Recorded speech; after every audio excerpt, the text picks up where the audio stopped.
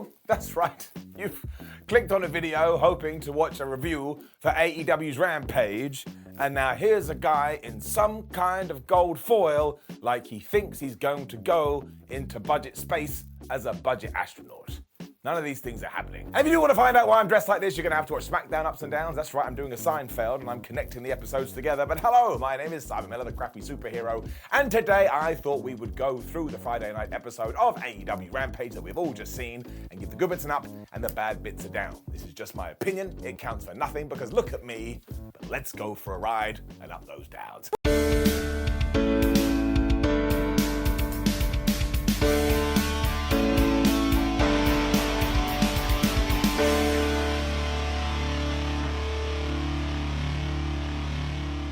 We started off with some sports entertainment on Rampage.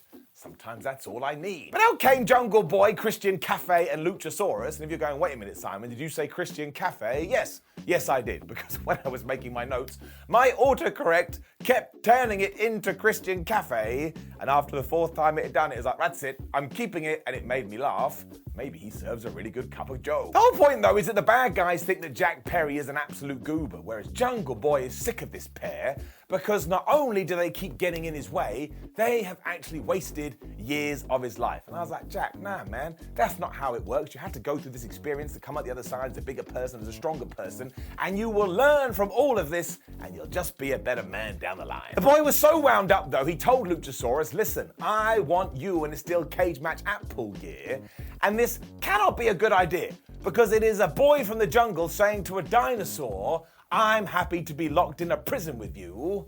Like, this cannot go well. Christian is such a dick, though. He accepted on Luchasaurus' behalf before not only did he insult Jungle Boy's mum, but he insulted Jungle Boy's dad. So he is just the absolute worst person on the planet, especially because here, Jungle got so mad he launched himself at these two before the number game played out.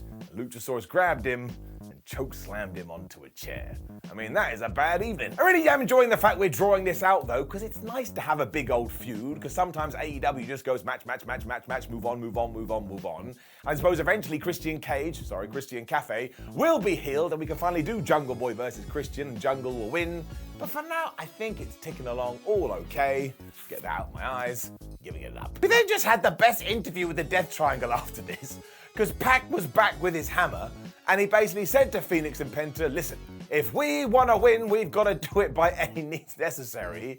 And then he took his item of death and he just banged it against his trio's title. So this guy is an absolute loon, and I'm totally in love with him. It was quite the night for tournaments as well, because over on SmackDown we had the World Cup tournament, or whatever we're calling it, and on Rampage they were really getting into the nitty-gritty when it came to their World Title Eliminator tournament, because we had Brian Cage versus Dante Martin. I will tell you this, they could do it 7,922 times back to back. Probably enjoy it on every occasion. That's because you just knew what was going to happen, and it was correct. And early on, Dante just threw himself at Brian Cage, and this dude caught him, held him in the air for a suplex, and then slammed his ass on the floor. And I think sometimes we do not give credit where credit is due. This is one human catching another human and throwing them around like they're some sort of piece of paper. We also learned that Ricky Starks and Lance Archer has been delayed, given that Lance did try to murder Ricky on Dynamite, so that does make sense. And then this tilt-a-whirl that Brian gave Dante. I was laughing because it was like Dante Martin was a child. And I tell you this, he is not. We did make sure that Martin got his moment as well, because he did this spinning TDT, he did this Inseguri, and he did the most beautiful crossbody you've ever seen in your life. And he also followed it up with a frog splash. And while there was a tiny bit of me that thought maybe, just maybe, he was gonna win, Brian Cage has been on a little bit of a roll recently, and I presume we give it to him.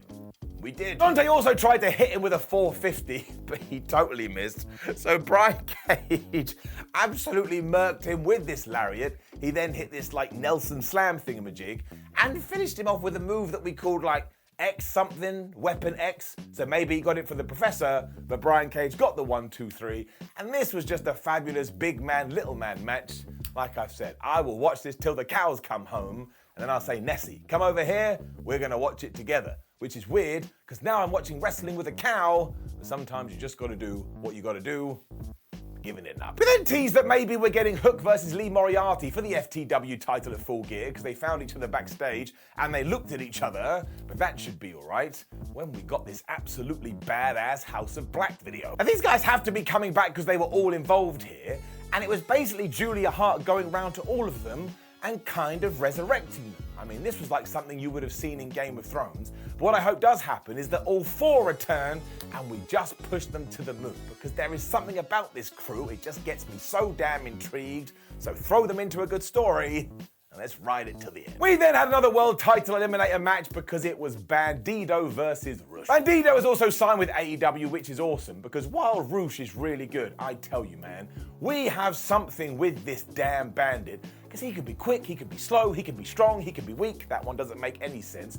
But he just has so much to his game, and when he's on the screen, I can't help but look at him. This started ridiculously too, because Rush just launched himself at Bandido and then started throwing him into Barry Barricade when he went and found that extension cord and he started to choke Bandido. Now, Rush is doing this every single week, and clearly we are not bringing in any kind of legislation to try and stop him. So I shall bring it in, and I'm going to come up with this idea called attempted murder. And that if you get a rope-like apparatus and try and choke someone, it means you're trying to kill them. Rush really did take over for a while too, before Bandido started doing these dives. And I tell you, look, I've closed my eyes because I cannot do it justice. These were just so damn smooth. And by the time he hit a frog splash, I was like, all right, that's it. Sometimes we have to build to Dante Martin versus Bandido, and I just want them to do splashes and 450s and cross bodies over and over again, and I'll probably just sit there in awe. I mean, they make it look so damn effortless. At one point, Bandido also caught Rush in midair and just slammed his ass to the mat, so once again, he was using his strength. And given that we kind of got to a stalemate after this, they both started hitting the other one with German suplexes. Rush also busted out a pile driver, which always gets me, and I don't know why. But when that didn't work, Rush's crew started to get really worried because Jose the assistant was like, woohoo, over here, and he passed his guy a chair. That meant Aubrey Edwards had to go and sort this, which is when Jose started playing around with Bandido's mask. Now, this is the second time this happened in AEW, and it will not be the last. Somebody needs to stop this. It's not fair. Maybe he needs to wear it to protect his eyes. You don't know. Of course, given what happened on Dynamite, this is when John Silver ran out because he thinks that Rush is a Rush bag. He cast Distraction, which got rid of all these absolute goobers, which means, amazingly, Bandido saw his opportunity and he hit the most devastating move in all of sports entertainment, the surprise roll-up, and he got the win. So I was just having a great time. This was so damn good. Here you have two wrestlers that can perform every move on the planet, and we won with a small package, or a variation of. So I was over the moon. I think this is the right result, especially because the next round is going to be Ethan Page versus Bandido, and I want to see that match. I do. Give it up. Also, Distraction Board, +1. We then got a mega tease because Jake Hagar interrupted Claudio Castagnoli backstage and said, hi, you should join the Jericho Appreciation Society. And don't forget, they were We the People. Hopefully we never have to mention that again. But I think there was something in this. We then moved straight on to Nyla Rose destroying Kayla Sparks. I mean, she wrecked her. This was great as ever though, because Nyla Rose is just the best. Because she didn't go out there and do a Nyla Rose match. She went out there as if she was Jade Cargill. So she hit the pump kick, she did all of her poses, and then finished Sparks off with the Jaded. And this just goes to show, wrestling can be so simple. You don't have to study to learn about this narrative. It's just basic stuff, but I think it's so damn entertaining. The Baddies and Cargill zoomed out afterwards, and while Nyla Rose was able to take out Kiera Hogan and Layla Gray, she wasn't able to take out Jade, who kind of took her moment and she just smacked Nyla so hard in the face, I thought her damn face was going to come off, and then John Travolta was going to turn up. They then had to be kept apart, and I really hope when we do get to Full Gear, these two are really able to go at it. It doesn't need to be a 12 to 15 minute barn burner, just let them kick each other's ass. I think they're going to surprise us all, and I'm giving it an up. This also meant for the second, maybe even third week running, our Rampage main event was for the All-Atlantic Championship.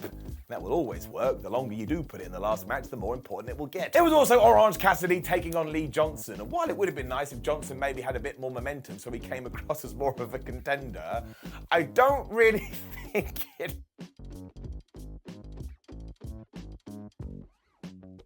Because Cole Carter was the first guy, so Orange kicked him away when QT Marshall and the hairy monster Nick Comoroto were doing stuff.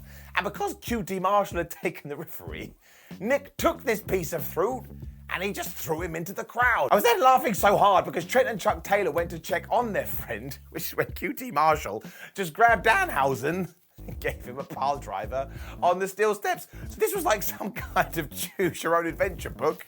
Everything was just going off. Orange then returned to take everybody out with a dive, and this is when I was like, have we actually seen any normal wrestling?